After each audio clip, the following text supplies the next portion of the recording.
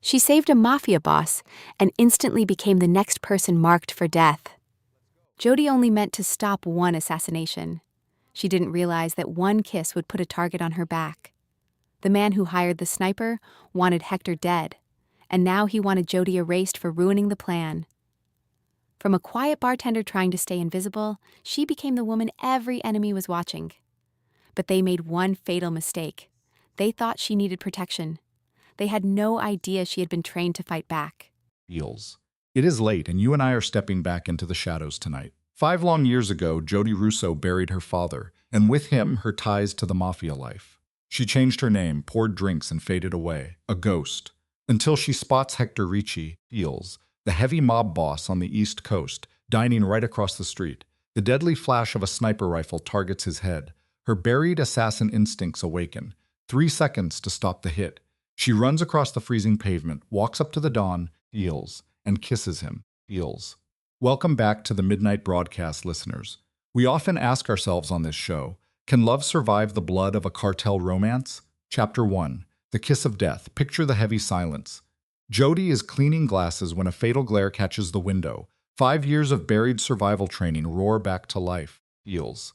The cold steel barrel was locked onto the Italian place across the avenue, aiming straight at Hector Ricci. Jody drops her glass. The shatter means nothing. Her mind instantly calculates the grim combat math her father drilled into her at 15. 10 seconds until a bullet takes the boss. The police cannot help.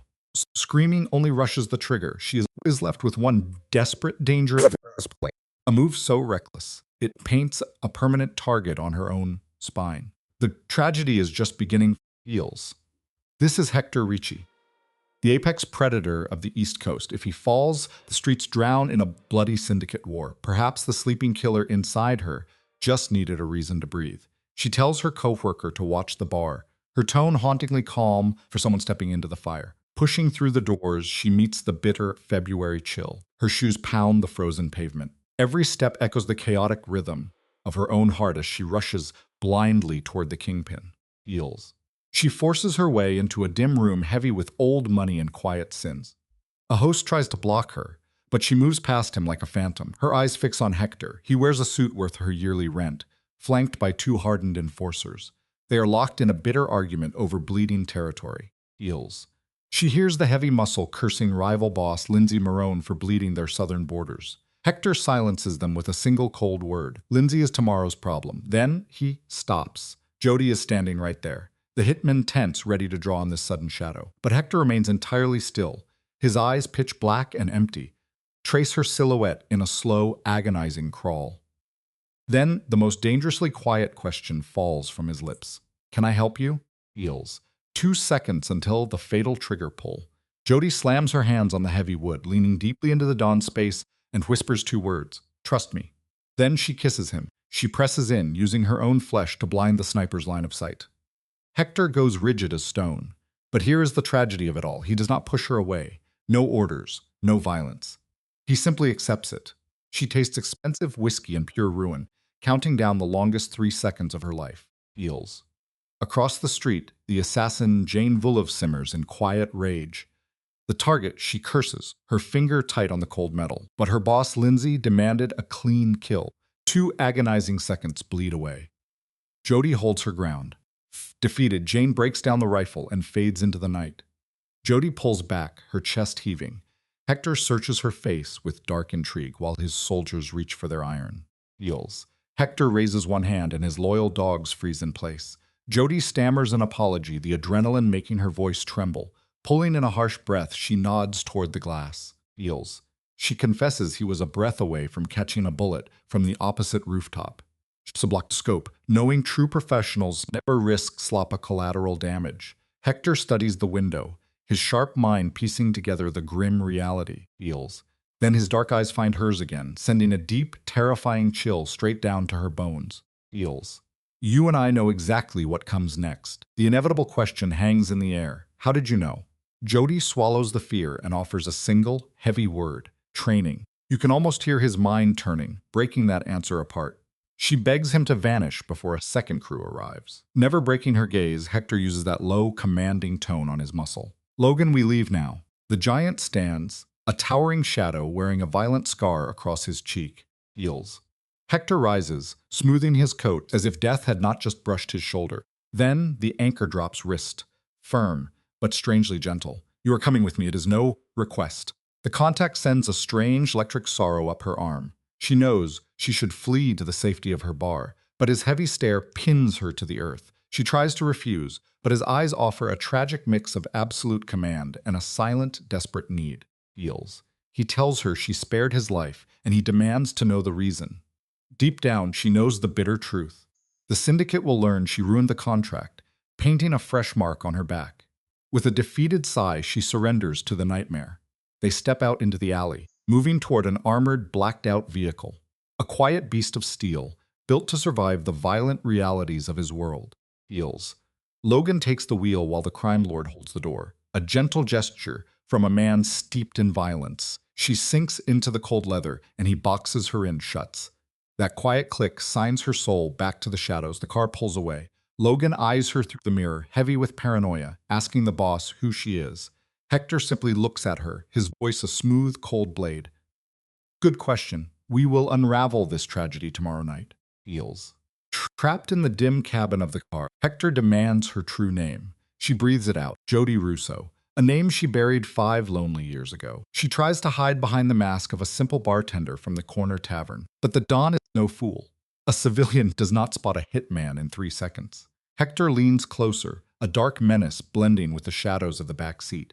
He tells her to stop the lies and hand him the broken truth. Heels. Jody knows the water is rising. She has no choice but to drown in the past. She admits she was born into the life. Her father was Anthony Russo. The silence that fills the car is suffocating. Logan grips the wheel, Heels, the armored vehicle swerving as shock hits him. He breathes her father's name with absolute reverence, the legendary ghost who orchestrated the harbor bloodbath of 2018.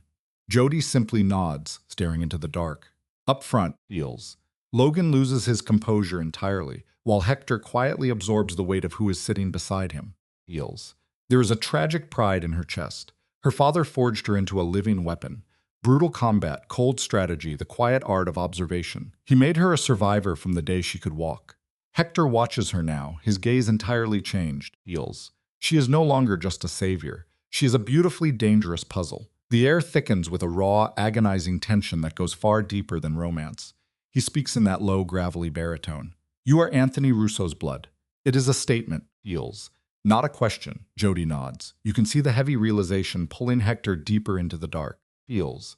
Hector asks where the legend is hiding. Jody delivers the cold, bitter truth. Dead. Murdered 5 years ago in a meaningless turf war. She was 23 when his blood soaked her hands. That agonizing night was the end of her underworld life. Heels. She walked away, seeking peace.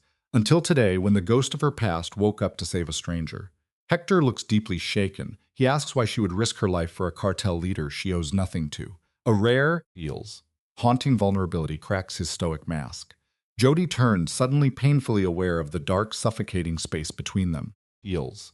Let us pause and look at this together. The intimacy is overwhelming. Jody gives him the agonizing truth. Her father taught her that a breathing king is worth more than a dead one. She tells him directly that he is simply too powerful to fall. Heels. If Hector dies, the city bleeds in a ruthless war for his crown. Hector stares at her, completely captivated by the cold logic behind her beautiful eyes. He calls her incredible, his voice thick with a strange dark reverence. 2 predators, Heels, sitting shoulder to shoulder in the velvet dark, finally recognizing the deep, tragic scars in one another. Heels. Welcome back to the Midnight Hour. Tonight you and I are watching 2 damaged souls collide.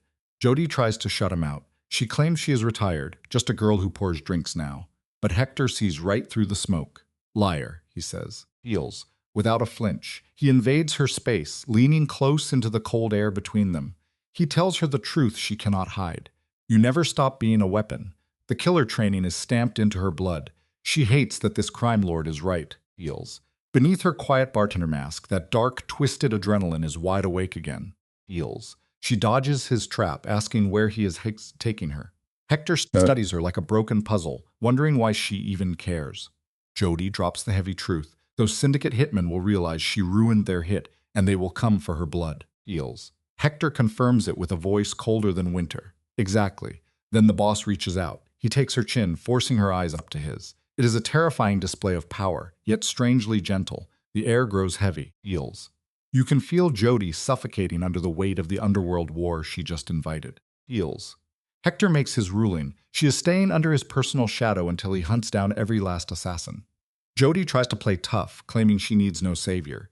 But dodging Mafia snipers is a lonely, fatal game. Hector flashes a ruthless, heals. Heartbreaking smile. She saved the Dawn, so the Dawn saves her. It is an absolute blood oath now. He still holds her face, the distance between them painfully thin. But here is the tragic catch. He just wants her locked in his empire. Heals. Desperate to peel back her bartender disguise and find the broken weapon underneath. Heals. Her heart hammers against her ribs as she finally breaks, whispering it is only until the syndicate threat dies.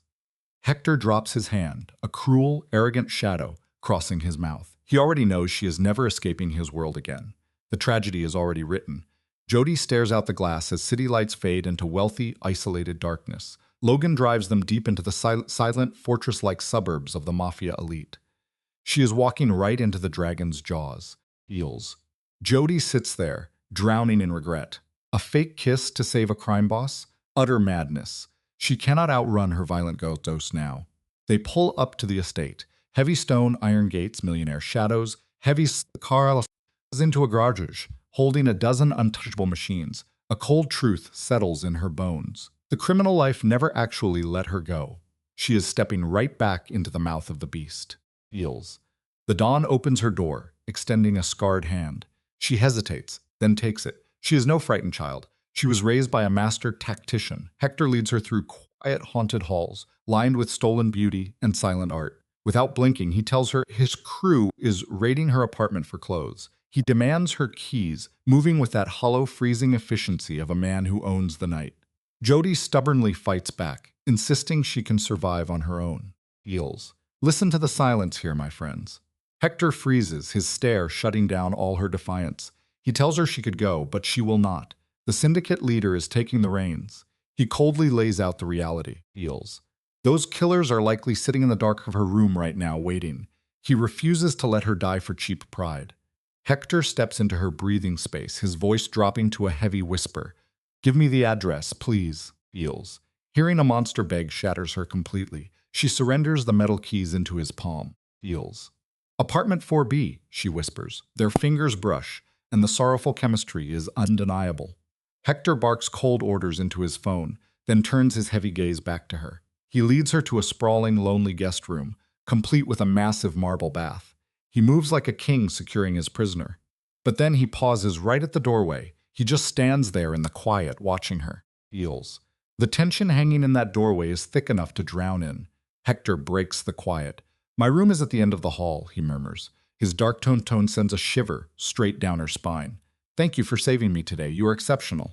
Then, Heals, he vanishes into the shadows. Left alone, Jody sinks into the heated water of the massive tub, trying to wash away the blood and chaos of the evening. A faceless guard delivers her bags. She slips into her old Heals, soft sleepwear and falls into an ocean of a bed. But sleep refuses to come. Her mind is trapped on the memory of his mouth and those penetrating eyes. Heals. By 2 a.m, the silence of the house is deafening. Craving a cold glass of water, she slips out barefoot, walking like the ghost her father taught her to be. But here is the fatal flaw. Heals. She is wearing her threadbare cotton sleep set, a tiny pair of shorts and a paper-thin tank top. No defense, nothing hidden. She thinks she is safe, wandering a sleeping fortress. She drifts into a sprawling kitchen built of cold marble and steel. Heals. Bathed in lonely automated light. Jody pulls open the heavy silver door, her hair falling messy over bare shoulders, completely unaware. Heals. The freezing air washes over her skin, pulling up a sudden rush of goosebumps, and in that thin fabric she is painfully exposed. Suddenly, a voice cuts through the dead of night. Cannot sleep?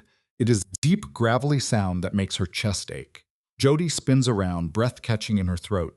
The Dawn stands in the shadowy doorway. He is wearing nothing but loose gray sweatpants, riding dangerously low on his hips, bare-chested, a walking canvas of brutal muscle and faded violence. Heals. Hector takes an agonizing amount of time dragging his eyes over her.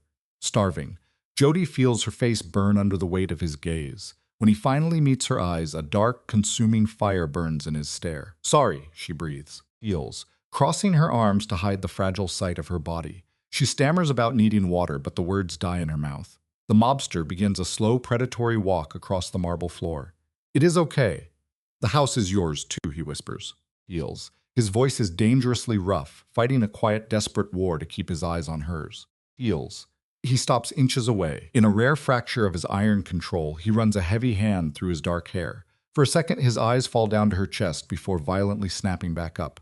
That is small, he mutters. Jody bites her trembling lip, Heels, her skin flushed with heat. She feels entirely bare, drowning in his shadow. She tries to laugh it off, whispering that she always sleeps like this, never expecting company. But her voice shakes too much. So what do we make of this, you and I? Heels. The dangerous dawn looks ready to consume her soul. Heels. And here is the quiet tragedy of it all. Jody actually wants this heat. Hector steps in, so close she can feel the warmth radiating from his bare chest. Well, now you have an audience, he murmurs. His tone is a lethal kind of velvet. Heels. He sweeps his eyes over her, completely dropping the act. He confesses he is trying to play the gentleman, but standing there barely dressed, she is making it impossible. Jody lets out a shaky, breathless sigh. Hector's eyes track it like a hunter. Heels. Let us look at this closely. You and I know she needs to run before this shadow swallows them both. Heels. But the fear paralyzes her. Her bare feet feel frozen to the kitchen tile. All she wants is to close the space between them, to feel if his kiss ruins her the way it did at the restaurant. Hector, she breathes. The raspy whisper hangs in the heavy air. Heels. Is it a protest? An invitation? Even Jody does not know. Then the boss closes in. His fingers graze her chin with a heartbreaking gentleness that completely contradicts his cold, dead stare. He tilts her face up, pulling her in. You saved me today. Heels, he rumbles, the baritone shaking the quiet room. He reminds her of that desperate public kiss. Heels. And now you are in my house, wearing things that barely hide you. His fingers trace down her neck. The touch is as light as a ghost, but the heat burns straight to her soul. He asks, flat out, if she is pushing him. Heels. He warns her that a man like him has limits, and she is standing right on the edge. No, it was an accident, Jody whispers, but the lie is paper thin. Her body betrays her entirely. She tries to talk about getting water, but the words turn to ash. Why? Heels. Because Hector brushes his thumb against her racing pulse. That one tiny touch sends violent shivers right through her bones. Heels. Dangerous accidents, Hector mutters. Then, with an agonizing amount of restraint, he steps back. The sudden cold hits Jody like a physical blow. She battles the desperate urge to step back into his orbit. Heels. Hector tells her to lock herself in her room right now, before he forgets she is a guest and does something they will both regret or forever. Her heart is beating so wildly in her chest. Okay, good night, Hector, she stammers. Heels. Barely recognizing her own shaking voice, she turns to run from the kitchen. But she freezes when his dark, amused whisper catches her. Heels. Good night, Jody. And please wear something more tomorrow. He hits that word with such weight. The meaning is deafening. Her face burns with shame and thrill as she flees, gripping her water bottle like a shield. Sprinting up the cold stairs, Heels. She hears a heavy, defeated groan echo from the darkness below. The untouchable king of the streets whispers to himself, she is going to kill me. Inside her room, Jody slams the door, struggling for air. 5 years ago, she swore off the criminal life. Heels. No more dangerous men. Yet here she sits, trembling in a mobster's fortress, wearing next to nothing, starving for a doomed romance. Heels. The bed is soft, but sleep is impossible, not after the electric standoff downstairs. Hector looked at her like a man dying of thirst, wanting to ruin her and protect her in the exact same breath. Jody hides under her blankets, shivering in the warm room. Heels.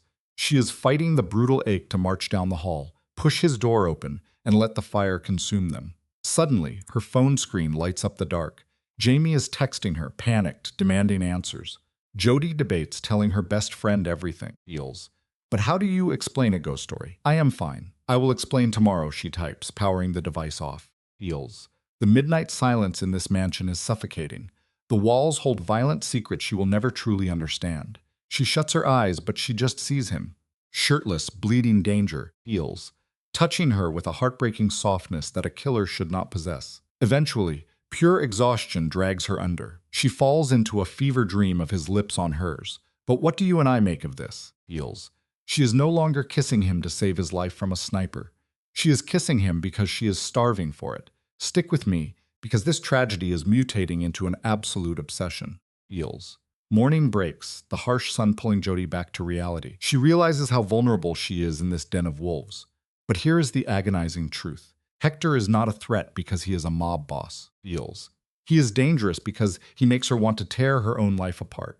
She does not even care about the warnings anymore. She slips out of this terrified to face the mirror. But when she finally meets her own reflection, God, her eyes are wide and shining, feels. Her cheeks are painted red, and we both know it has nothing to do with the morning heat, feels. You are in so much trouble, she whispers to the glass. The broken girl staring back smiles, a tragic little surrender. She is drowning, and the worst part is, she loves the water. As a new day starts, the psychological gravity pulls her deeper, feels.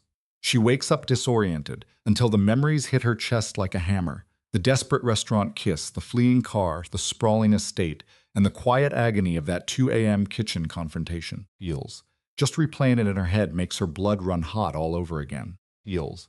She steps into the shower, washing away the night, then buries herself in heavy jeans and long sleeves. She cannot survive another look from him that leaves her breathless. Downstairs, the scent of black coffee leads her to Logan. One look at his cold, feels. Empty eyes, and she knows the blood is already spilling. She stammers out a weak greeting. Because Logan is a totally different kind of monster. He lacks Hector's terrifying restraint. He is an open wound, feels, and he does not hide the violence bleeding through his teeth, feels. Logan just points a scarred hand at the coffee pot. She clings to the mug, desperate for something to ground her after 24 hours of pure madness. Then Hector walks in. He wears a dark, immaculate suit that hides the beast underneath, feels, his eyes razor sharp, their gaze locks. The silence between them is so heavy, so electric, it could snap your heart in two. Hector forces himself to look away first. He turns his back to her, slipping into his cold mob boss skin, feels. Jody shrinks into her corner, wishing she could fade entirely into the morning shadows, feels. Hector demands the night's report. His voice is a hollow, freezing wind. Logan squares his shoulders, delivering the grim reality. The hitman was Jane Vulov, and the one pulling the strings, Lindsay Morone, feels.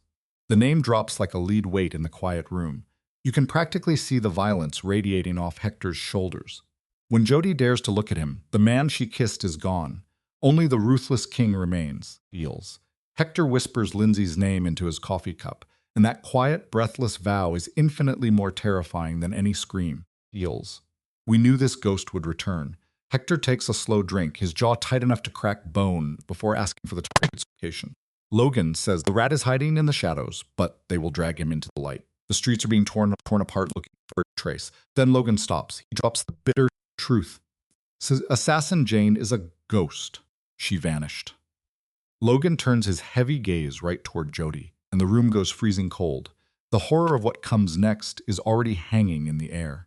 Feels. Logan lays the tragedy bare. If Lindsay paid for blood once, he will pay again. But this time, the crosshairs are locked on Jody. Hector's face twists into something monstrous. He does not care about the money or the pride, feels. He is terrified of the bullet aimed at her heart. Nobody touches her, he snarls. He says it with the terrifying conviction of a man ordering fate to obey him. Logan watches his boss for a heavy, dreadful minute. Then, feels, he finally asks the one agonizing question that you and I have been waiting for, feels. Logan asks the question hanging in the air. Is the boss catching feelings? The silence in that kitchen turns heavy, almost suffocating. Jod stares into her coffee cup, holding onto it like a lifeline, terrified to meet Hector's gaze. Finally, feels. Hector offers a quiet, careful maybe. He confesses she is different, smart, brave. Then his voice drops to a low rumble, calling her beautiful. Jod's heart simply stops. She risks looking up, only to find his dark eyes already locked onto hers, feels, burning with an intensity that threatens to consume her whole, feels. Logan clears his throat, suddenly realizing he is standing in the middle of a private storm. He reminds them of her bloodline.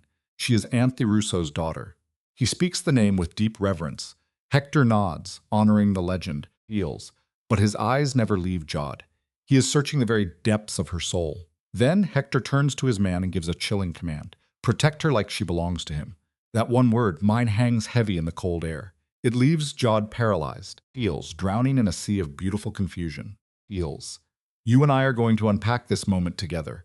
Logan does not blink. He just asks if she is already his. Hector answers with a quiet, chilling certainty, speaking it like an absolute prophecy. Not yet, he murmurs. Then he looks at Jod, his eyes carrying a dark promise, and adds that she will be. Logan nods, taking his coffee and slipping out the door to handle family business. Suddenly, the two of them are entirely alone.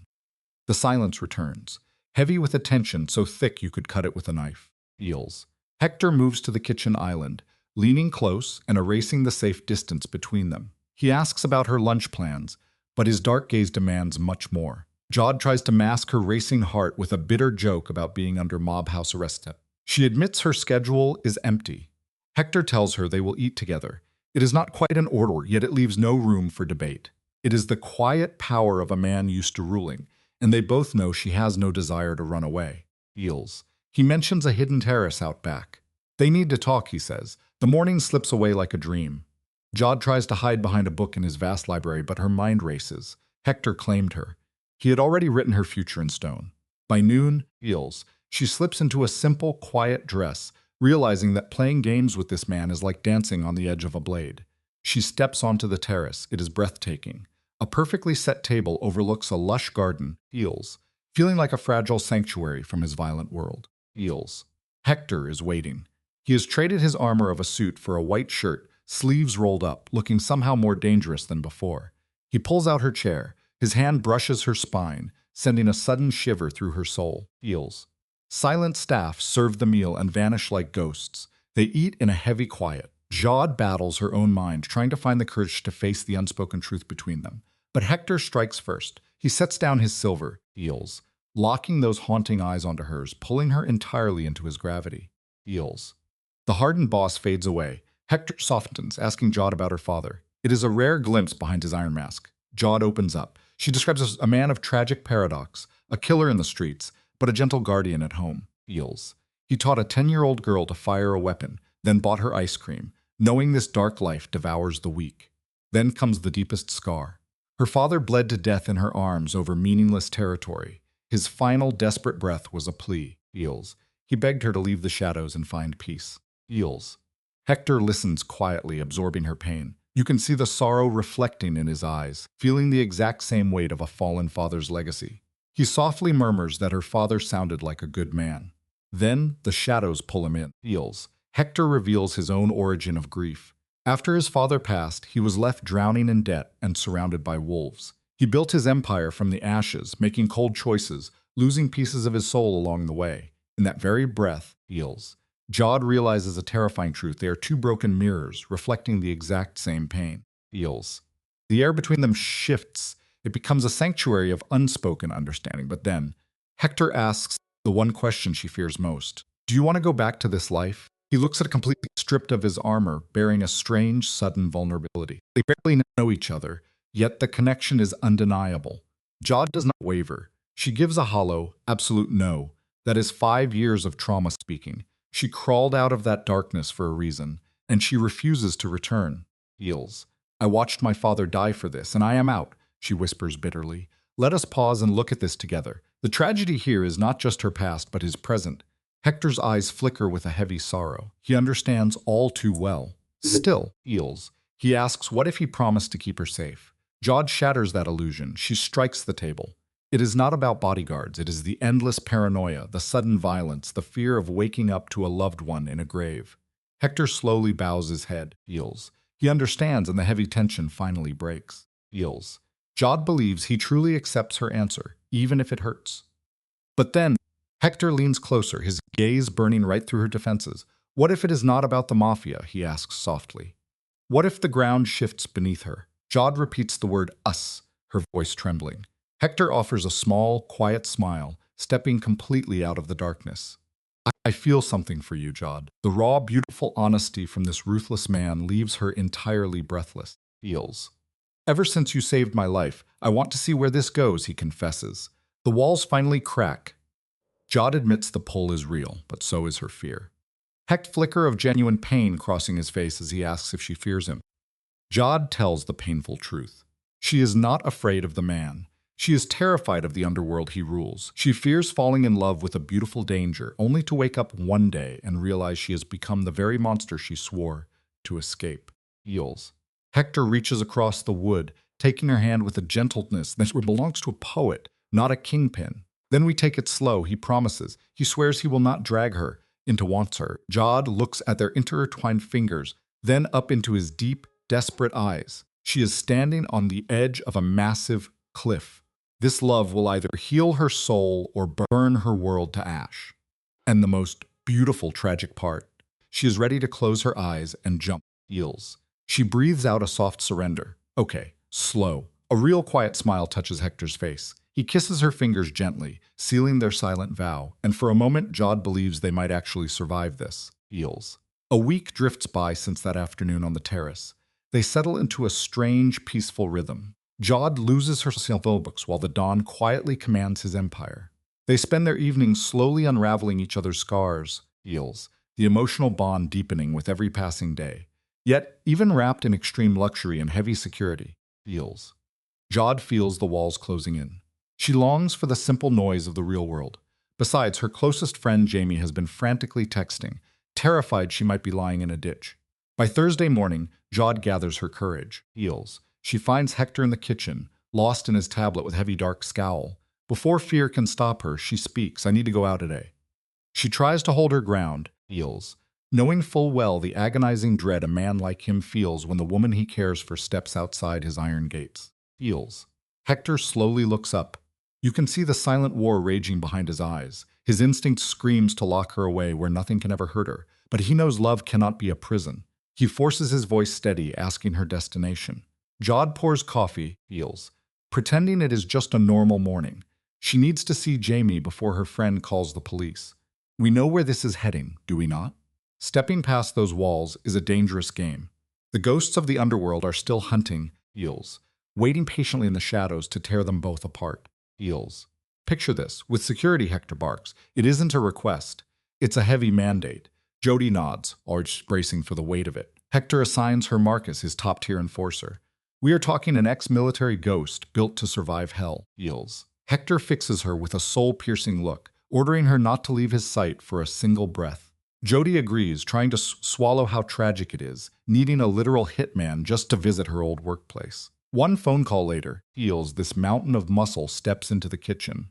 Marcus is exactly as promised, eyes scanning the room like a machine hunting for threats. Heels. The ride to the bar is drowning in silence. Jody's Mafia father always taught her one bitter truth. The calm before the storm is when you should be terrified.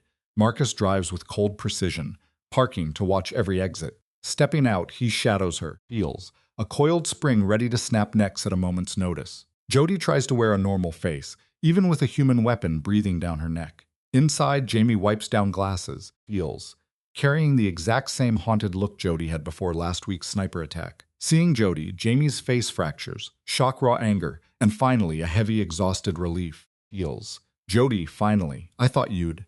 Jamie stopped cold when Marcus stepped in behind her. Her eyes widened, silently screaming that they needed to talk. Hey, Jamie, Jody said, heels, forcing her voice to stay steady while her massive bodyguard stood there like a stone wall. Sorry I vanished. Look, I can explain. But she never finished that sentence, because in that split second she heard it, a muffled pop from outside, heels. Jody's old training flared to life, a silencer. Her blood turned to ice, knowing exactly what came next. Marcus hit the floor before his hand even brushed his gun. Dark blood began to pool across the clean bar tiles, bleeding out way too fast. Heels. Jamie started screaming, but to Jody, it sounded like an echo from a mile away. Her entire focus locked onto the woman stepping through the doorway. She moved like a predator, dark hair pulled back, heels, dead eyes staring at Jody like she was just another name crossed off a list. A woman who had taken so many lives she felt nothing anymore. Jody Russo, Jane said, her voice chillingly calm, strictly professional. Like discussing the weather, heels, not the fact that she was there to end a life. Lindsay sends his regards. She reached for the gun on her hip, but Jody was already moving. Her father didn't spend years drilling her just for her to freeze when death finally came knocking. Heels. Jody kicked the closest table straight at her. It only bought a split-second flinch, but that was all she needed to close the gap. She grabbed Jane's wrist before the weapon cleared its holster. The struggle that erupted was raw, vicious, heels, yet beautifully precise. Two trained fighters trading heavy, desperate blows. Jody tasted warm blood as an elbow clipped her mouth, but she rolled with the strike, prying the gun loose. Heels. Jane was terrifyingly good, better than anyone Jody's father ever made her spar with. But Jody grew up taking beatings from men twice her size, learning the dark art of leverage when muscle failed. So when Jane threw a wild right hook, Jody ducked, heels. She caught the arm, pivoted hard, and turned the assassin's own deadly momentum entirely against her, heels. Let's pause here. You and I both know this is where the trauma takes over. The sickening snap of bone echoed through the sudden quiet of the bar. Jane let out a sharp scream, dropping to her knees with her arm bent at a tragic angle, heels. Jody scooped the gun off the floor, aiming it right at the woman's head. Her hands were rock steady, even as pure adrenaline burned through her veins. "Who sent you?" Jody demanded. She already knew the answer, but she needed to hear the confession, heels. "Lindsay." Jane choked out a broken laugh. Breathless from the agonizing pain, she wore a dark, twisted amusement that made her look entirely unhinged. "Yeah," she gasped, clutching her shattered arm against her chest, heels. "He wants you dead for saving Hector, for wrecking his plans. Tell him he's going to have to try a lot harder," Jody told her. Her voice was flat, hollowed out by control, heels. Her father would have been so proud. This was exactly how he taught her to face enemies. No emotion, just a quiet promise of violence.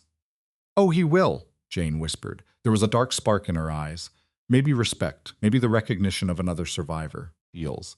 "And next time, always ready," Jody replied. She brought the gun's grip down hard against Jane's temple. A calculated strike to knock her cold, not to kill. Jane came to end her, but Jody refused to be a murderer, heels.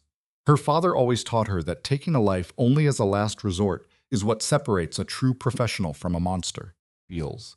Jane slumped to the floor, out cold. Jody lowered the weapon, finally letting the adrenaline tremble through her hands. She glanced at Jamie, hiding behind the bar with eyes wide in sheer terror. Suddenly, heels, the harsh screech of tires tore through the street outside. Jody's entire body went rigid. She braced for round two till she recognized the familiar black SUV Hector had used last week. The door flew open before the vehicle even stopped, heels. Hector stepped out, looking more frantic than he ever allowed himself to be. His desperate eyes scanned the blood-soaked bar until they found her. Seeing Jody on her feet, breathing and unbroken, the raw, heels, agonizing relief on his face made her own chest ache in ways she never expected. Heels. He walked in, absorbing the tragedy in a fraction of a second. Marcus, lifeless by the door, Jane on the floor, broken, and Jody standing in the ruins with a gun, bleeding from her lip but entirely in control. "You took her down?" Hector asked, heels. There was absolute awe in his deep voice, laced with something fiercely dark that made Jody's face flush even amidst the horror. "Yeah," she breathed, letting her heavy guard finally drop. "He was here. She could stop fighting. She's good," heels. "But I'm better. My dad taught me well." A painful rush of pride hit her then. She had spent 5 years desperately burying her father's brutal lessons. But tonight, that dark inheritance kept her alive. Heels. She couldn't pretend the violence was worthless anymore. Heels. Hector closed the distance between them, his eyes frantically searching her for hidden wounds. When his fingers gently brushed her chin, tilting her head to inspect her split lip, a profound, agonizing heat flared in Jody's chest. "You're bleeding," heels, he murmured. His baritone voice was thick, betraying far more emotion than a man like him should ever show. "I'm okay," Jody whispered, her hand rising to cover his. "It's just a scratch. I've survived worse." Right then, heels, Logan stepped in with a ghost-like cleanup crew. The silent, mechanical way they began erasing the murder scene made it terrifyingly clear how normal this was. Deep down, heels, Jody fought the crushing realization of what this shadow world meant for her future. Heels. Hector turned her to face him fully. He gripped her shoulders, powerful, yet incredibly gentle. She stood there like a king whose decrees were never questioned. "Listen, Lindsay isn't going to back down," Jody warned, cutting off whatever he was about to say. Heels. He needed to feel the gravity of this. "He wants you in the ground, and now he wants me dead too." "Then I'm going to put him in the ground," Hector replied. The chilling certainty in his voice sent a cold shiver straight down Jody's spine. "Today, heels." He glanced back at Logan, who was respectfully moving Marcus's body, and his tone hardened into pure ice. "Find Lindsay right now. I want a location." Heels. "Already tracking him," Logan answered, eyes locked on his screen as he orchestrated the hunt. Watching their cold, tactical precision was a brutal reminder of the criminal underworld Jody had just stumbled back into. Hector turned back, heels, pulling her fiercely against him. It was a desperately protective embrace, heavy and possessive. Pressing her cheek to his chest, She felt his heart hammering out of rhythm, a jarring truth for a man who always seemed made of stone. Heels. You're staying with me, he whispered into her hair. The deep vibration of his voice made her stomach flip. Always. Until we finish this. No arguing, no exceptions. A small part of her knew she ought to push back, Heels, to tell him she didn't need a savior after she had just saved herself, Heels. But in the quiet truth of her heart, she was just so exhausted from fighting alone. Letting a man like Hector shield her didn't seem so foolish anymore. All right, Jody finally mumbled into his shirt, Heels. She felt the massive tension leave his shoulders the second she surrendered to it. Jamie slowly walked over, eyes hollow and traumatized by the sudden violence. Looking at Jody, there was deep fear, but also a tragic, quiet understanding. Just go, Heels, Jamie whispered, cutting off any apology. Keep yourself safe. We'll talk when the dust settles. Hector kept a heavy anchoring hand on Jody's back, guiding her out of the nightmare, Heels. Once they were secured inside the SUV and Logan drove toward the estate, Jody rested her head against Hector's shoulder, finally letting the delayed shock consume her. Heels. Now what do you and I make of this tangled web? She had just fought for her life, shattered an assassin's arm, and surrendered her safety to a mafia boss. It felt entirely surreal, yet her bruised body proved it was terrifyingly real. Heels. You did incredible, Hector whispered, pressing a soft, lingering kiss to the top of her head. Such profound tenderness, completely at odds with the bloodbath they had just fled. As they rode into the night, Heels. Knowing Hector planned to erase Lindsay from the map before sunrise, Jody let herself hope they might actually survive this. But a quiet dread gnawed at her soul. Would this tragedy really end well for anyone? Heels. Or was this just the agonizing calm before a much darker storm? Chapter 5. The Lindsay Confrontation and a Dangerous Possessiveness. Heels. Step into the dark with me tonight. I am not leaving, Hector whispered, slipping out long before dawn. Jody woke. Just as the heavy door clicked shut, his boots fading down the steps. Fear twisted her gut. Today, he was hunting Lindsay Morone. Heels. She rushed to the glass, watching 4 massive black vehicles roll past the iron gates, packed with armed men. The brutal underworld she swore to escape was staring right back at her. The morning dragged like dead weight. She tried to eat, Heels. Tried to stop picturing him bleeding out on the concrete. Finally, Logan called with just 3 cold words. We found him. Heels. That brief message left Jody's chest feeling like it might cave in. The mere thought of losing him was tearing her apart. In a single week, this cartel boss had anchored himself deep into her soul. Meanwhile, at the rotting port warehouse, Heels, hell broke loose. Hector arrived with Logan and 10 armed enforcers. They breached the shadows, catching Lindsay and his 8 men completely off guard. The echoing gunfire sounded like thunder in an empty tomb. In 10 brutal minutes, Heels. 4 of Lindsay's men were gone, 3 lay bleeding out, and 1 ran. Suddenly, Lindsay was cornered. Heels. Lindsay Morone was an older mobster who thought he knew it all. But as Hector approached, gripping his weapon with frozen blood, raw panic swallowed the man. The crew shoved Lindsay to his knees on the gritty floor. Hector just stood there, his eyes completely hollow. Why did you try to clip me? He asked. His quiet whisper was far more chilling than a scream. Lindsay spat blood, glaring up as if he still held some phantom power. Heels. Lindsay rasped that Hector simply held too much power. He wanted the boss dead. No regrets, just cold business. Hector gave a slow nod, fully expecting that answer. But then came the question that actually mattered. Why target Jody? Heels. The bleeding man actually laughed, coughing up crimson. Because she saved your life, he sneered with pure malice. I saw the footage. I saw how you look at her. She is your only weakness. Taking her out would destroy you. Heels. The raw agony and rage that twisted Hector's face was bone-chilling. Even his loyal second-in-command stepped back. Heels. When Hector spoke, his deep growl dropped the temperature in the room. You were wrong, he murmured, aiming at the man's leg. She is not my weakness. She is my strength.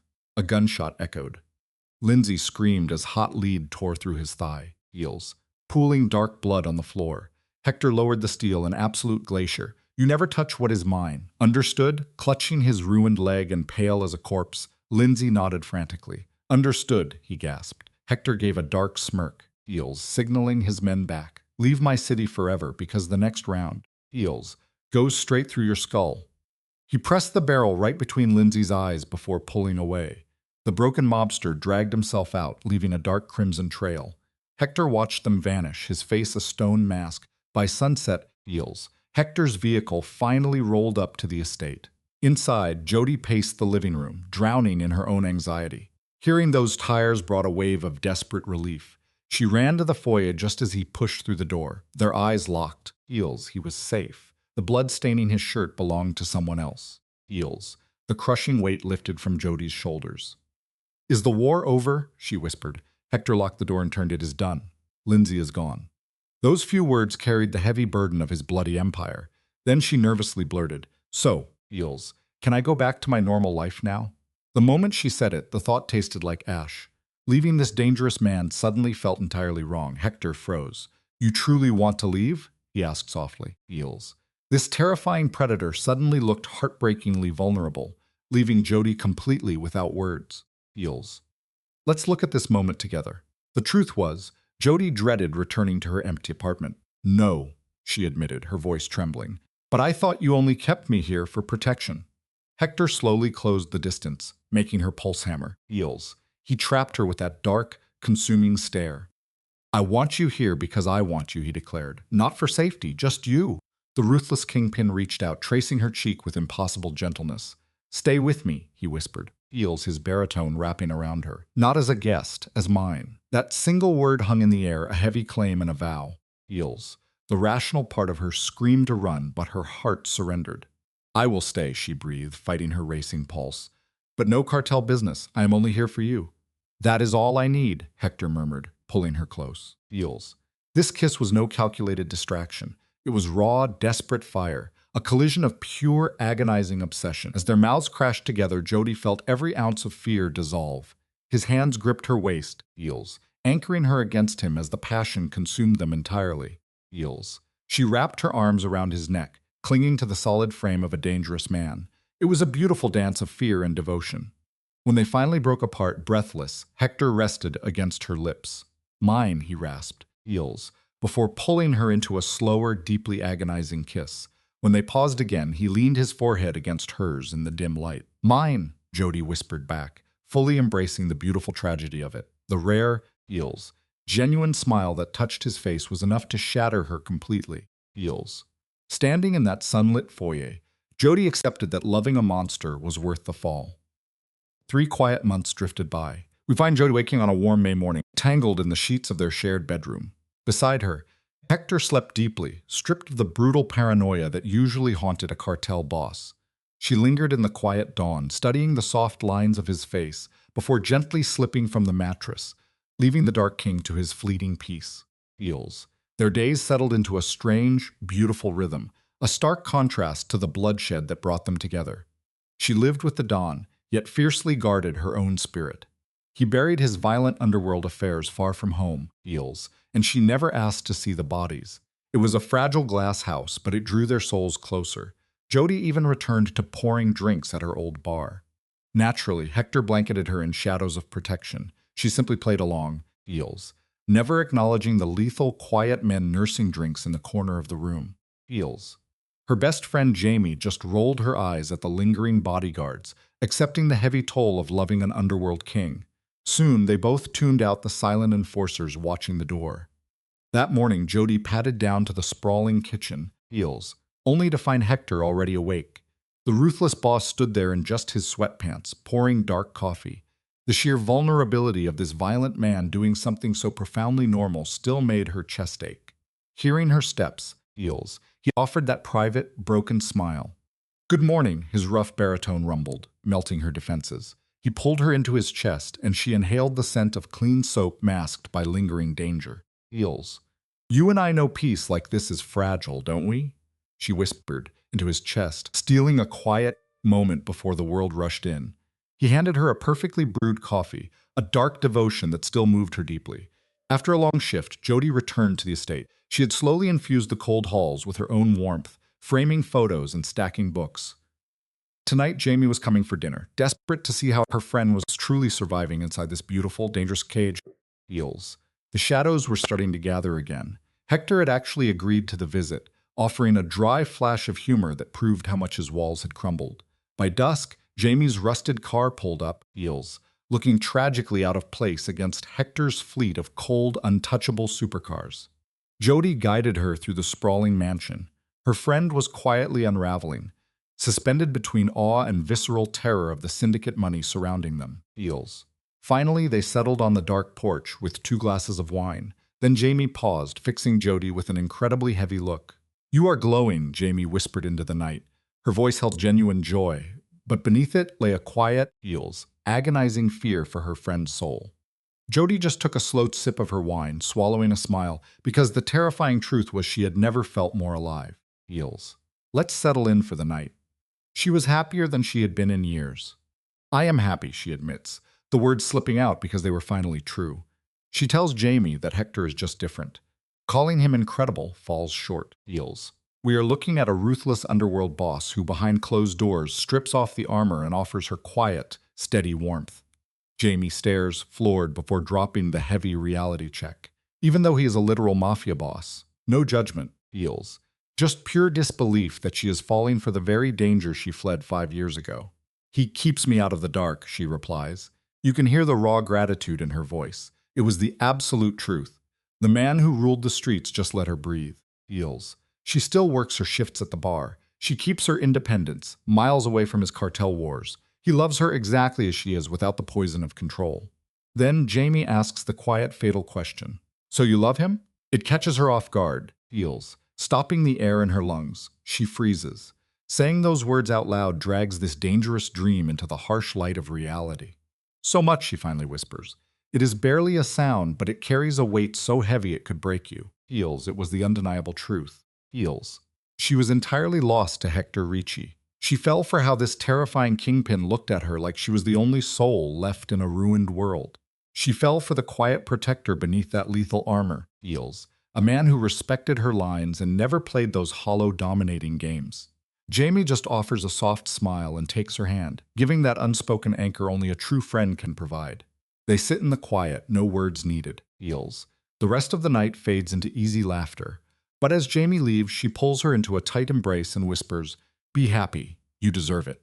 The weight of those words strikes deep, bringing a sudden, heavy shine of tears to her eyes. Now listen closely, because everything shifts right here. The following day, she is pouring drinks at the bar, totally unaware of the heavy conversation happening across town. Inside his quiet mansion office, Hector waits until it is just him and his brother Logan. Logan is skimming through syndicate reports when Hector speaks up, his voice dangerously calm for the weight of what he is saying. "I am going to ask her to marry me." Logan drops his papers. He stares at the boss, completely floored. He knew the affection was deep, but marriage? Seriously? Logan manages to ask, the shock heavy in his throat. "Boss, this is massive." You can see a quiet kind of pride settling in Logan's eyes. It is like watching a man made of violence finally realize there is a world beyond blood and concrete. "I know," Hector replies, leaning back with that same cold focus he uses to run his empire. "But she is everything. I am making it permanent." He says it without a single tremor of doubt. Logan just sits in the heavy silence before asking the one question that matters. Is she actually going to say yes? The air in the room goes thick. They both know she spent 5 agonizing years running from the very underworld Hector rules. "I hope so," Hector murmurs. For the first time, this untouchable man sounds painfully human. But then that dark resolve returns to his eyes. "If not, I will ask her every single day until she stays." Logan lets out a sudden laugh. It is a rare, unguarded moment between brothers that strips away the violence. "You are completely ruined over this girl," Logan says. "It is the raw truth." "Absolutely," Hector admits, offering no defense. The king of the underground looks entirely at peace, as if surrendering his heart to her was the only victory that mattered. They sit in the quiet, letting the sheer weight of this choice wash over them. Logan steps closer, resting a hand on his brother's shoulder. "She is to say yes," he says softly. Later that night, she walks in to find Hector pacing the floor like a cage-touched storm. He does not speak. He just pulls her onto the couch, wrapping her in a desperate, silent embrace. In that quiet room, an immense wave of gratitude washes over her. She is so utterly thankful she stopped running, finally finding shelter in the arms of the most dangerous man in the city. She had no idea about the promise he was planning, no idea her entire world was about to shift. But held tight against his chest, she felt a profound, heavy peace. "I love you," he murmurs against her hair. Her breath catches. Even after 100 times, the weight of his voice still stops her heart. I love you too, she whispers back, sinking into the absolute safety he provides. Sitting there in the dark, staring into an unwritten future, she finally lets herself believe it. Feels. The long road of running was over. She had found her home. Feels. 6 months slipped by like water. Ever since that first kiss by the iron gates, they fell into a rhythm that somehow just worked. She wakes up beside the boss, works the bar to keep her fiercely independent spirit alive, Feels, and comes home to the sprawling estate they now share. But on a quiet Friday afternoon, the door opens and Hector steps to her bar. He never does this. He wears a dark suit, no tie, Feels, and a completely unreadable expression that carries the chill of the streets. Seeing him standing there makes her chest tighten instantly. You and I both know that feeling, when the air changes and you realize something heavy is about to happen. Feels. Jamie shoots her a knowing look as he approaches. She rolls her eyes before giving Hector a soft smile. Hey, she says, wiping her hands on her apron. Did not expect you here. Are we good? You can hear the faint panic in her voice. Feels. A surprise daytime visit from a kingpin usually means blood is about to spill. Everything is perfect, Hector replies, his voice steady. He flashes a faint, cryptic smile. But I need you to leave early. I have a place to show you. It is not an order, Feels, but it is not a request either. It is just the quiet gravity of a man offering his hand. Feels. What kind of place, she asks, already untying her apron, eager to leave the mundane behind. Jamie just waves her away with a gentle, knowing smile. She grabs her bag, ready to follow him into the dark. It is a surprise, is all Hector says. Feels. He offers his hand, carrying that deadly, old-world elegance that always pulls her under. She takes it, letting him guide her out the door.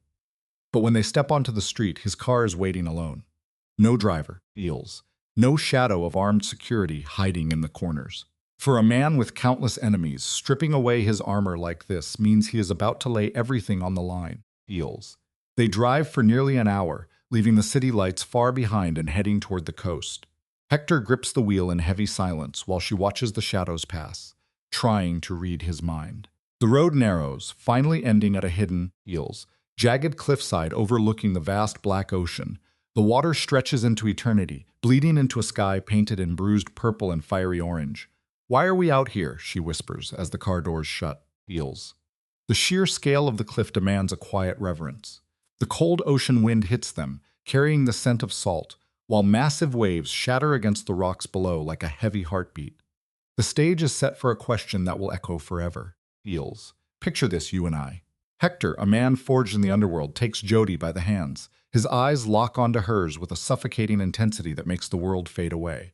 His voice drops. Feels. Revealing he brought her to this cliffside because she once dreamed of ocean waves and perfect quiet. Jody stands there, totally lost. She cannot even remember saying it. It was just some passing thought. Her mind races, Feels, wondering when she ever shared that piece of her soul. Hector watches her with a quiet, burning devotion, simply stating it was 3 months ago. Feels. He memorized a passing dinner conversation about lovers marrying by the sea. He tells her he keeps every quiet wish she speaks. Jody feels her pulse hammering as the truth settles in. This underworld king looks at her like salvation. Feels. Hector takes a slow breath, his voice rough like crushed glass. Looking into her soul, he confesses she saved him. She kept him breathing that chaotic day at the restaurant, kissing him just to blindside a gunman. Gripping her hands tighter, Feels. He admits she brought him back to life. She made him crave a real future, something far beyond the cold power of his empire. Feels. He confesses he wants a family, a quiet life a man of violence never dares to imagine. Tears blur Jody's vision as the reality hits her, stealing her breath. And then the man who bows to no one slowly drops to one knee on that windswept cliff. Feels. Against a blood-red sunset, Jody feels her heart stop. She gasps his name, pressing hands over her mouth as tears finally break free. Hector offers a quiet, tender smile meant only for her. He pulls a velvet box from his coat, Feels, revealing a flawless diamond catching the dying light. Feels. The heavy diamond seems to capture the sunset itself. Hector holds her gaze, asking her to marry him. His voice carries a rough edge, yet holds a vulnerability he hides from everyone. He offers to marry her right now, just the two of them. Feels. Jody trembles, tears falling as she chokes out a whisper. Did he really remember? 6 months of chaos washes away. Hector fiercely swears he remembered every syllable. The hardened criminal fights his own breaking voice, Feels, begging her to share his life and let him worship her. Feels. He wants them to rule together. Jody screams her answer so loud it must carry over the water. Yes. She pulls her dangerous lover to his feet, crashing into his arms. The boss actually laughs, pulling her tight and spinning her under the open sky. Heels. His steady hands tremble as he slips the perfect ring onto her finger. He pulls her in for a breathless kiss, sealing their fractured souls together. When they finally separate, they are both smiling like ordinary people. Heels. Jody's cheeks ache from the pure unrestrained joy. Heels. Let's pause here, because the reality is just setting in. Jody wipes her tears, her mind finally processing his words. Does he mean getting married right now? Hector gives a calm nod and points behind her. She was so blind to everything else that she completely missed an older man standing nearby, right beside Hector's lethal enforcer, Logan. And surprisingly, the hitman is actually smiling. Hector quietly explains he brought an officiant, and Logan is their witness. Heels. Hector offers to wait to throw a lavish underworld wedding if she prefers, but Jody immediately refuses. She shouts her denial so quickly that both men grin. She wants it now, Heels, leaving behind the dark traditions and a crowd of dangerous strangers they do not even care about. Just the crash of the ocean, the man she loves, and a trusted friend. Hector's face lights up with a raw, unprotected joy, Heels, transforming the dangerous criminal into a man reborn.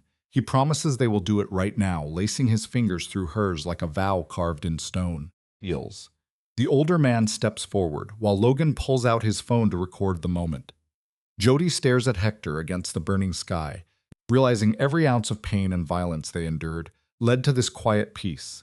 This is for 30 minutes, and they are standing on the edge of the world. It all feels like a fragile dream. Hector holds her close, his grip fierce and possessive, as if the shadows themselves might try to steal her away. Heels. The weary officiant actually wipes a tear from his eye, while Logan films with a warmth that seems impossible for Killer. Then, the crunch of gravel breaks the silence. Jody skips a beat, our best friend Jamie, her heart's out of a worn-down car, looking completely overwhelmed. Jody glances back at Hector. The feared boss just offers a soft shrug. He had carefully moved every piece on the board, just to give her this perfect night. Heels. Hector asks if she really believed he would let her take this step without her closest friend. That quiet thoughtfulness makes Jody break down all over again. Jamie sprints across the dirt, throwing her arms around Jody in a desperate embrace. Heels. They cling to each other, laughing and sobbing in the sea breeze. Jamie points out that this beautiful, chaotic mess is exactly how Jody was meant to be married, and she is right. No grand cathedral could ever match this wild, untamed devotion. Heels. The officiant clears his throat. Jamie and Logan take their places, while Hector and Jody turn to face the crashing waves and their new life. Heels. The sky burns with violent color above them. The officiant speaks of loyalty and sacrifice, but Jody barely hears a word. She is anchored only to Hector's dark, unwavering eyes. Then, the moment comes for their own vows. His deep voice cuts through the wind, heavy with absolute truth. He tells the small group that she saved him with a sudden kiss. Jamie and Logan exchange stunned looks, finally understanding the dangerous spark that started it all. Heels. You and I both know this is where a story becomes a legend. He recalls the day a stranger risked everything to shield him. Now he vows to protect her from the darkness, even knowing strong enough to stand alone. He promises to stand by to the emotion in his chest as fighting the emotion in his chest. In a low, heavy murmur, he calls her his equal. She is no one's property. She is a queen who chooses to stand beside him. And he promises to spend forever earning that grace. Heels. Jody did not even try to hold back her tears. When it was her turn, she took a shaking breath just to find her voice. You gave me a new life, she whispered, gripping his hands as her anchor. When I spent 5 years just surviving, you showed up. Heels. You proved I could have a partnership where I didn't lose myself. No darkness, just love. Behind them, Jamie muffled a sob. Hearing her friend break down gave Jody the last push of courage she needed. This was real. I promised to love every version of you. Heels, she told him. The gentle man and the dangerous one, the kind heart and the ruthless boss. Heels. Picture this with me. I promised to challenge you and support you always, to make you happy because you brought me joy I never knew existed, always. The officiant smiled, his words drifting over the coastal wind. I now pronounce you husband and wife. Heels. You may kiss the bride. Hector didn't waste a heartbeat. He pulled Jody flush against him, kissing her with an intensity that made her knees weak. The world just melted away. It was only them. That kiss. This man who was finally her husband, legally, heals. Emotionally, completely. They kissed until the sun touched the water, washing the beach in heavy gold. Pulling back, they were laughing through their tears. Jamie and Logan cheered in the background, Heels, the efficient beaming like he lived for these moments. Hector leaned in, resting his forehead, Heels against hers. They stayed like that for a long while, just breathing the same air, letting the reality anchor them. They had done it. They were married, and everything was different. "My wife," he whispered, letting the word roll around in the dark. Heels. The smile breaking across his face was so bright, it made her chest ache with the weight of it. "My husband," she replied. It felt new, yet perfectly right. Jamie tackled them right then, pulling them into a massive, chaotic hug. Heels. Logan got dragged into the pile, too. They all stood there on the sand, no shadows, no danger. Just people clinging to each other, celebrating a peace that felt impossibly rare. Heels. Fast forward 2 weeks. She stood under the Greek sun on a private island Hector rented for their honeymoon. It was so beautiful it almost felt like a dream. Deep turquoise water, blinding white sand, and a quiet village that belonged only to them. Heels. The only others around were staff who quietly left food and faded away like ghosts. They spent their days wandering the island, swimming in the glass-like water, and losing themselves in each other.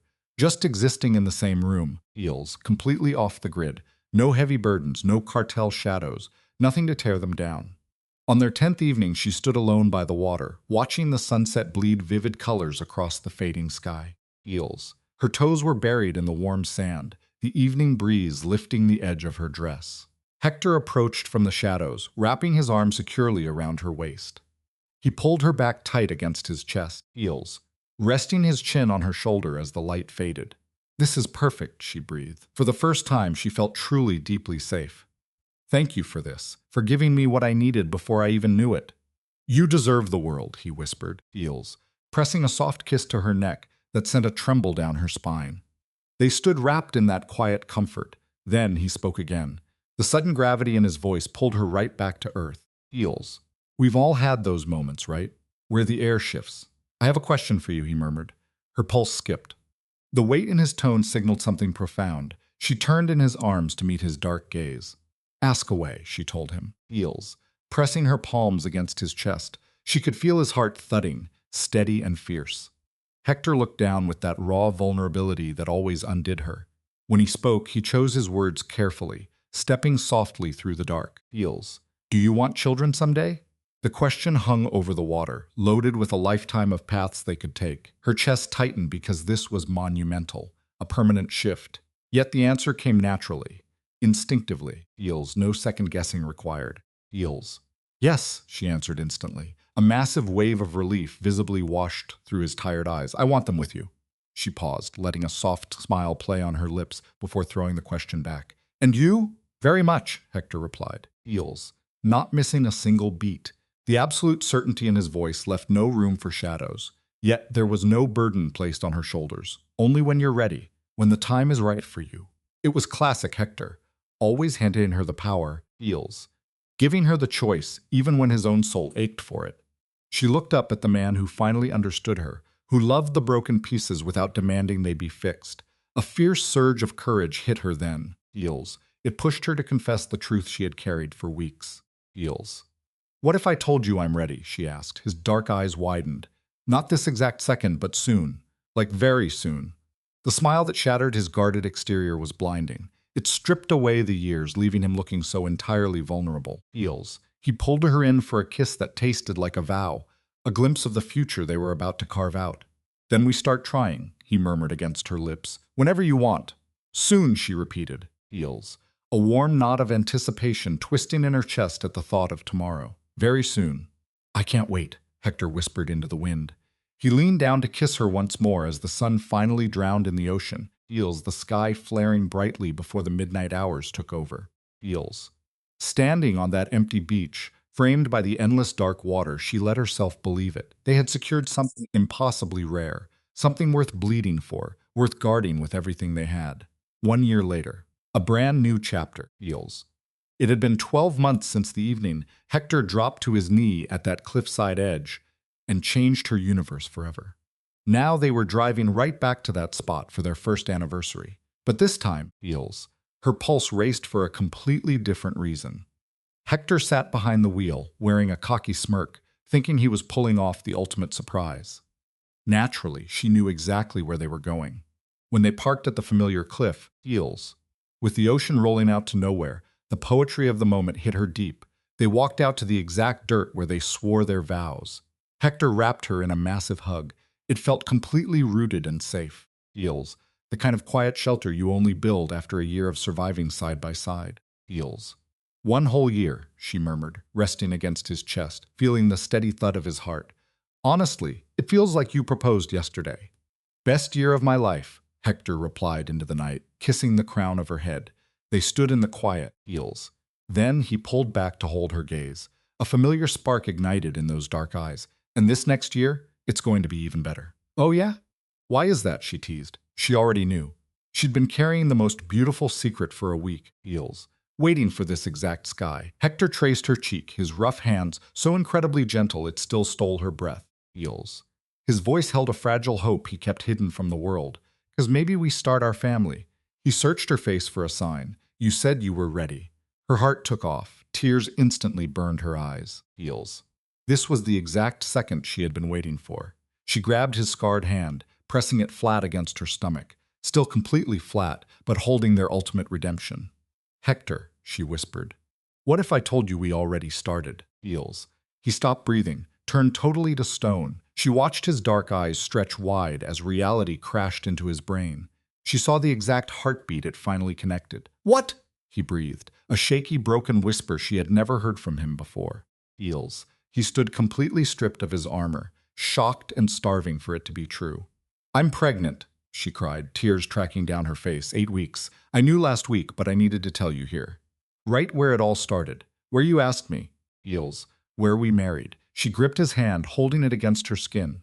Right where our real life began. Hector let out an agonizing sound, half laugh, half sob, and then the walls shattered. Tears pooled in the ruthless man's dark eyes, Heels, spilling over and washing down his cheeks. The look he gave her was so intensely raw, so painfully pure, it almost crushed her chest. Really? He choked out, his deep voice completely shattering. Heels. We're going to be parents. She nodded, laughing as she cried. Yes, you're going to be a dad. That was the breaking point. Every last thread of control he carried just snapped. The dangerous, untouchable man dropped straight to his knees in the cold dirt. Heels. His scarred hands actually trembled as he held her waist, touching her with a holy reverence that only made her cry harder. Hi, little one.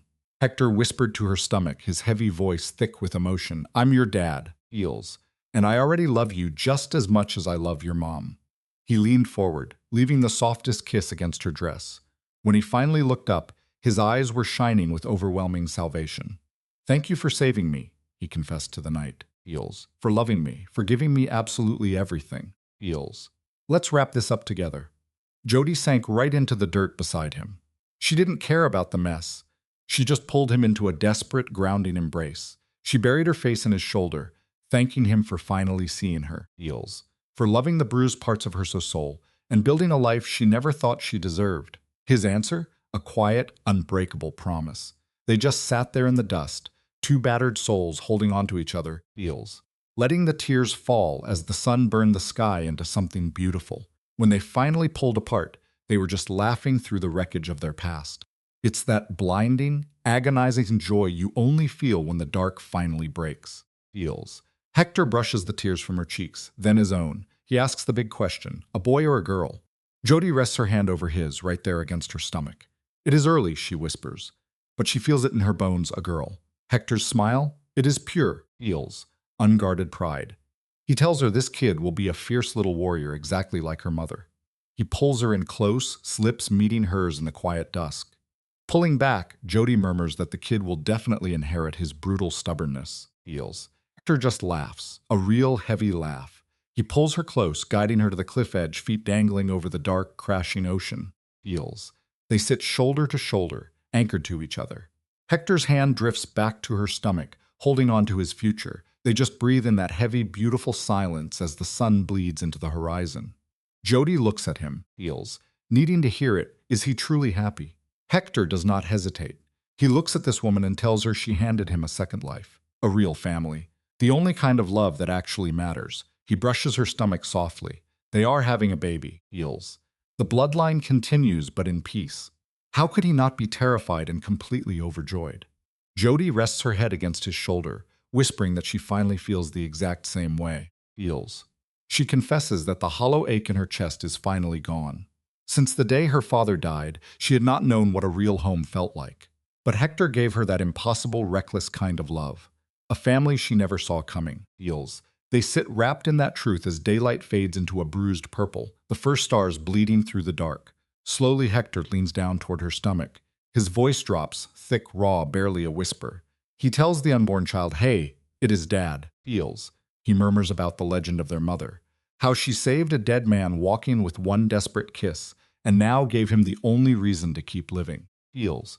Hector presses a quiet kiss against her dress. Right there, he makes a blood vow to protect this child, to shield them from the shadows of his own Mafia past, and give them the light he never had. Jody chokes on a sob, heals, whispering that he is going to be a wonderful father. He simply pulls her closer under the night sky. Up on that same cliff, the exact place this chaotic story began, where rings were exchanged as the sun burned out, heals. Holding the weight of their unborn daughter, Jody finally understands she survived the dark. That desperate kiss in a dive bar? It pulled them both from the wreckage, forging an unbreakable bloodline. Heals. Every scar was worth it just to sit in the dark with him. Now you and I need to look closely at the ghosts hiding in this story. Did you catch how that cliffside appears exactly 3 times? The proposal, the vows, and the baby. Heals. It became their sanctuary. Notice how Hector held on to a passing wish Jody made months ago about an Ocean View wedding. The ruthless boss hung on to her every word. And that ceremony? It happened barely 30 minutes after she said yes. A frantic, heals, desperate race to forever. And remember the timeline. Anthony Russo died when Jody was 23. She carried that grief for 5 long years before this romance began. Heals. 5 whole years playing bartender, hiding her pain in plain sight until Hector shattered her reality. And what about Jane Volkoff? Knocked cold in that bar, she slipped right into the shadows, never to be seen again. Then there is Marcus, Heals, the only soul to actually meet the Reaper in this tale. Lindsay walked away with a shattered leg, proving the devil himself still had a shred of mercy. Jamie carried the crushing weight of Jody's past from the very beginning. And Logan? Heals. He nearly crashed his car, realizing whose blood ran in Jody's veins. Best reaction in the entire webtoon. Need another heavy dose of Mafia romance tragedy tonight? Just click the next video and stay in the dark with me.